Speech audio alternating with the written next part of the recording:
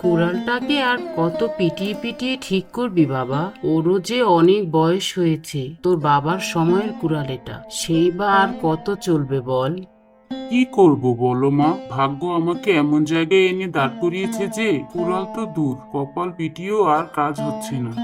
করিমের কথা শুনে ভীষণ মন খারাপ হয়ে যায় রাবেয়া বেগমের। সেই ছেলেবেলা থেকে কষ্ট করে যাচ্ছে করিম, তবুও যেন তার কষ্টের কোনো অন্ত নেই। করিমের বাবা আবুল যখন জীবিত ছিলেন তখন সংসার কিছুটা সচ্ছলভাবে চললেও এখন আর অভাব ছাড়া কোনো সুখ শান্তি নেই।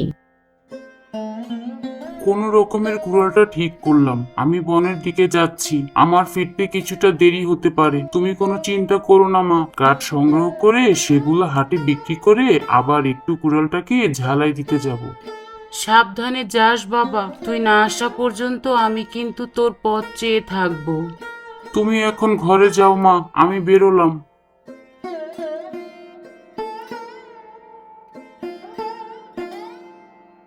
আল্লাহ তোর হেফাজত করুক বাবা, সৎ পথে থাকিস সব সময়। শত কষ্ট হলো বিপদে যাসনি কখনো। সততা পথ কঠিন হলো, আল্লাহ তাআলা যে তার প্রতিদান ঠিকই দেন।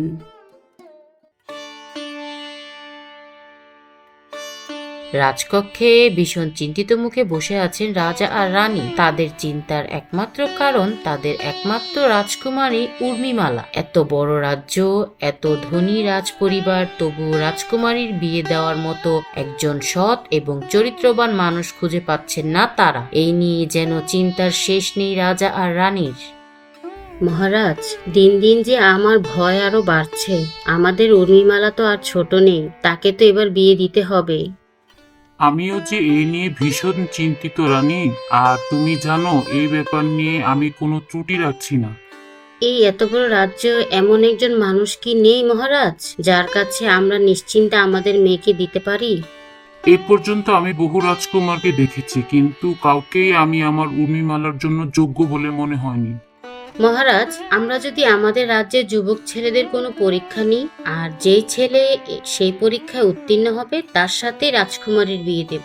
তুমি ঠিকই বলছো রানী, হয়তো এটাই আমাদের কাছে একমাত্র এবং অবশিষ্ট উপায় হিসাবে আছে। তবে তার আগে আমাদের উর্মিমালার সাথে কথা বলতে হবে। আপনি একদম ঠিক বলেছেন। আমি এক্ষুনি রাজকুমারীকে আমাদের কক্ষে ডেকে পাঠাচ্ছি। ঠিক আছে রানী। দাসী, দাসী, এদিকে আসো। আদেশ করেন রানীমা। তুমি এক্ষুনি রাজকুমারী উর্মিমালাকে গিয়ে বলো আমরা তাকে ডেকেছি। জি আচ্ছা রানীমা। মায়ের দোয়া নিয়ে করিম চলে এসেছিল গভীর বনের ভেতরে কাঠ কাটতে। এই বনে তার জীবিকার একমাত্র ভরসা। দিনভর কাঠ কেটে হাটে বিক্রি করেই কোনো মতো চলে যায় তার আর তার মায়ের সংসার। ঠক ঠক ঠক শব্দ তুলে একটা গাছের গুড়িতে কুড়াল দিয়ে জোরে আঘাত করছে করিম, কিন্তু হঠাৎ করেই কুড়ালের লোহাটা ভেঙে আলাদা হয়ে যায় কুড়ালের লাঠি থেকে।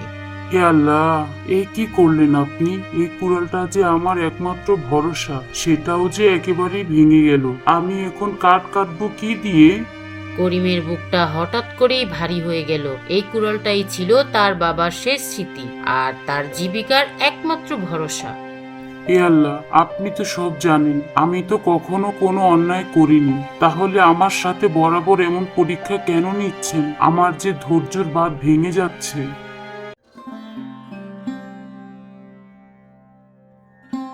আমাকে ডেকেছেন মা? হ্যাঁ মা, এসো, আমাদের কাছে এসে বসো। উর্মিমালা, তুমি তো জানো আমি অনেকদিন ধরেই তোমার জন্য উপযুক্ত একজন পাত্র খুঁজছি। জি বাবা, আমি জানি। বিগত কয়েক মাস ধরেই রাজপুত্র এসেছে, কিন্তু তাদের কারো মধ্যে আমি সেই সততা আর নম্রতা দেখতে পাইনি, যার কাছে নিশ্চিন্তে তোমাকে তুলে দিতে পারি। এখন আমরা কি করব সেটা নিয়ে ভীষণ সিদ্ধান্তহীনতায় ভুগছি, তাই তোমাকে আমরা ডেকে পাঠিয়েছি। মা, তুমি কি কোনো রাজকুমারকেই তোমার জীবন সঙ্গী হিসাবে করতে চাও, নাকি কোনো সৎ পুরুষকে?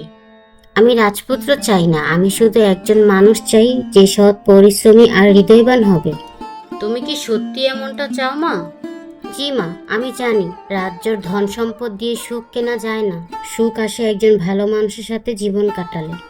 বেশ, শোনো না, আমরা একটা সিদ্ধান্ত নিয়েছি, আর সেটা হলো আমার পুরো রাজ্যের যুবকদের উপর একটি গোপন পরীক্ষা চালাবো। যে যুবক এই পরীক্ষার সততা চরিত্র প্রমাণ দিতে পারবে তার সাথেই তোমার বিয়ে হবে। আপনাদের সিদ্ধান্তই আমার সিদ্ধান্ত। সারাদিনের হতাশ আর ক্লান্তি নিয়ে করিম ফিরে এলো তার ছোট্ট ঘরে।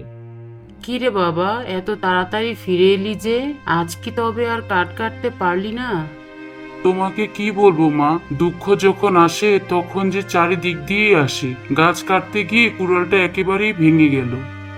কি বলছিস বাবা, কুড়ালটা একেবারেই ভেঙে গেল? হ্যাঁ মা, এই কুড়ালটাই তো ছিল আমাদের ভরসা। এখন আমি কাঠ কাটবো কি দিয়ে বলো? আর কাঠ বিক্রি না করতে পারলে আমরা খাবো কি? আমার যে আর কিছুই ভালো লাগছে না মা। কাঁদিস না বাবা, রিজিকের মালিক আল্লাহ, তিনি কখনো তার বান্দাকে না খাইয়ে রাখেন না। রাবেয়া বেগমের কথায় আর কোনো কথা বলল না করিম। তার পাশে বসে নীরবে অশ্রু বিসর্জন করতে লাগলো সে। দেখতে দেখতে কেটে গিয়েছে বেশ কয়েকদিন। এই কয়েকদিনে কষ্টে কুড়াল ঠিক করে আবারও বনের ভেতরে কাঠ কাটতে গিয়েছে করিম। এমন সময় এক বৃদ্ধ কাঠুরিয়ার ছদ্মবেশ ধরে তার সামনে গিয়ে দাঁড়ায় রাজা। এমন ছদ্মবেশ ধরে রাজার প্রতিটি যুবকের পরীক্ষা করেছেন তিনি। কিন্তু দুঃখের বিষয় এই যে এখন পর্যন্ত একজন সৎ মানুষকে খুঁজে পাননি রাজা। আর আজই পরীক্ষার শেষ দিন। বাবা, আমাকে একটু সাহায্য করবে? জি চাচা, বলুন কি হয়েছে আপনার? আমি অনেক দূর থেকে কাঠ কাটতে এসেছিলাম বাবা, কিন্তু হাঁটতে হাঁটতে খুব ক্লান্ত হয়ে পড়েছি, আর আমার কুড়ালটাও কোথায় যেন হারিয়ে ফেলেছি। কিন্তু চাচা, আপনি এই বয়সে কাঠ কাটতে এসেছেন কেন? আপনার পরিবারে কি কেউ নেই? না বাবা, আমার পরিবারে বৃদ্ধ স্ত্রী আর এক মেয়ে ছাড়া আর কেউ নেই। তাই বলছিলাম যে তুমি কি তোমার কুড়ালটা একটু সময়ের জন্য আমাকে দিতে পারবে? আমি একটু কাঠ কেটে তোমাকে আবার দিয়ে দেব।